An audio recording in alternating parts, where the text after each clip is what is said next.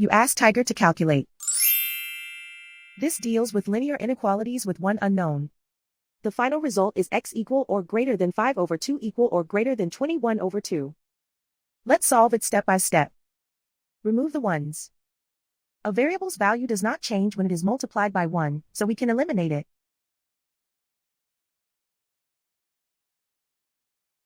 Group all constants on the right side of the inequality.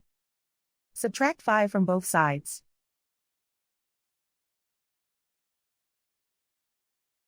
Group like terms.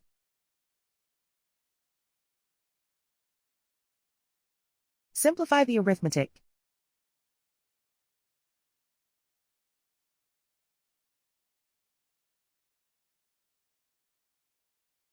Isolate the x.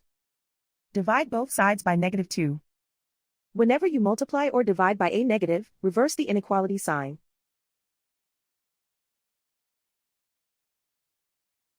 Cancel out the negatives.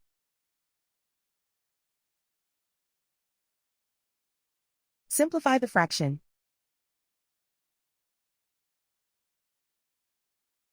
Cancel out the negatives.